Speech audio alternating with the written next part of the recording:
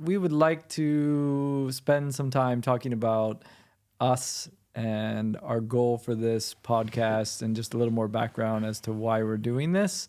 Raz, why don't you go ahead and start? Introduce yourself and dig in a bit.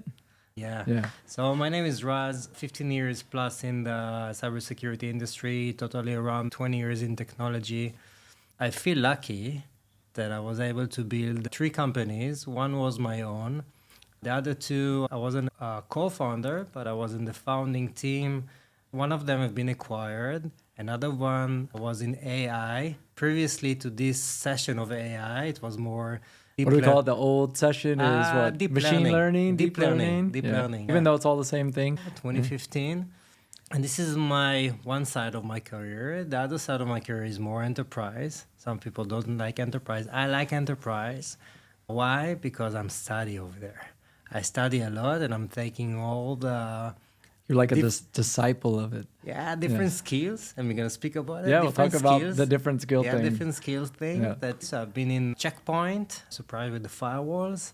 Not firewalls anymore, sorry, Gil Schwade. Been in one of the biggest banks in Israel, Discount Bank. And then PayPal. When I joined, it was Fortune 50, man. Now the stock is so... It's fallen off its pedestal a little bit. I think it's Fortune 100, maybe 500. But anyway, it was still big, and it was a great experience. Currently here in Singapore, I opened a company, a new venture. And for me, I want to... You can go ahead and name drop. I think it's important. Valcore. All right. The name is a combination of value creation. So I merge both names, put it as Valcore. By the way, it's a K because I had to put my Kotler footprint. So must have K. Yeah, must have K, my footprint over there. And I want to provide a value creation to the cybersecurity ecosystem. And how I'm going to do that in a form CISO advisory, CISO strategy advisory. To who? It can be for startup if they want to have their product market fit. I can be their CISO voice, telling them, asking them more about where they want to be, how they want to make their product, actually solving issues, not just developing a product. This is one way. And the other way is being a strategic advisor for big enterprises. Maybe they want like external person with experience that's going to build them, for instance, risk management platform.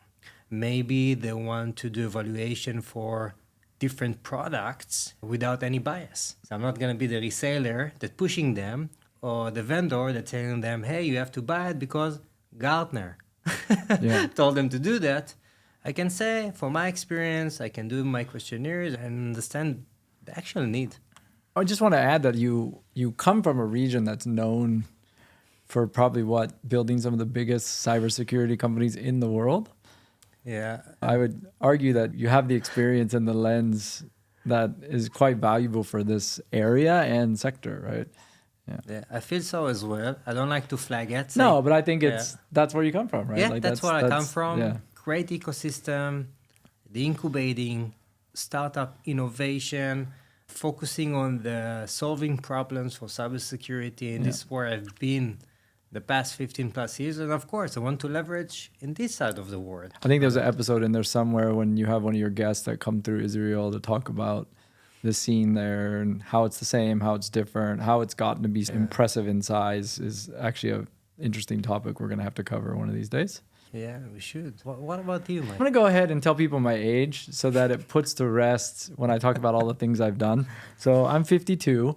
And I say that because now I can say that I've been in the tech industry for about 30 years. Wow. I've been in the region for about 25 years, in and out a little bit, but now it's home. I've been here for Singapore about 17 years.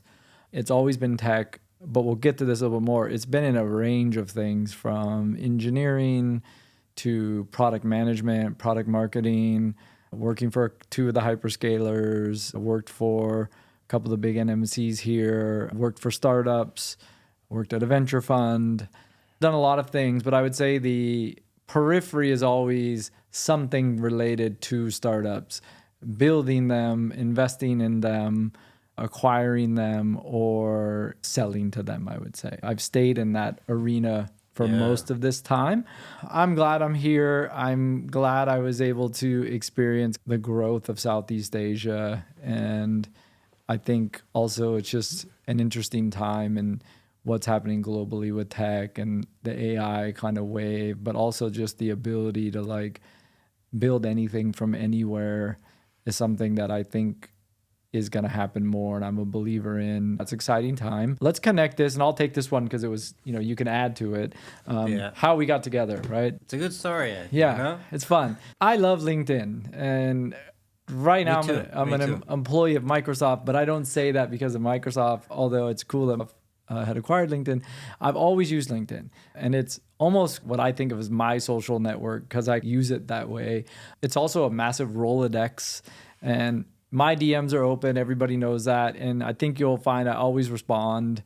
You may not like the answers or reach out to you, but I generally always respond. I think I always flip people, probably like you. My coffee link at the time was Calendly. And that's just how I connect with people. And I think LinkedIn's amazing for that. And I think your thing was just a simple, hey, you'd already moved, you've been here for a little bit, but you're like, hey, I'm still meeting people in the ecosystem. Correct. Not even sure how you came across my profile. Maybe you can answer that. The story. I will give the full story, full disclosure. But then we just connected for coffee pretty quickly, I think, within a couple of weeks. Yeah. Multiple coffees. You had your flood. Yeah. I think. Uh-huh. You had your flood. Yeah, I did. Your roof.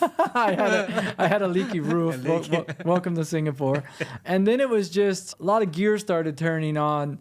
We're both married. We have 3 kids. We're still wanting to do things, but we probably have pretty formed opinions of how we work and how we live. But a lot of that was similar. Yeah. Like probably our work ethic, how we spend our time with our family, how we like to stay healthy.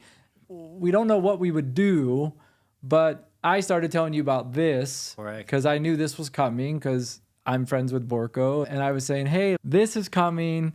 I'm trying to figure out what to do with it. And I know from all the things that I listen to myself, I prefer the 2 people who have this ability to like banter, deflect, argue, agree, disagree. Also talking to other people. Those are the more enjoyable podcasts for me personally. Yeah. And then we just kept going, lunches and stuff like that. And that's why we're here. We'll tell you a little bit more about what we're trying to do, but that was my side of thing, a DM from you, but maybe you have your side of this.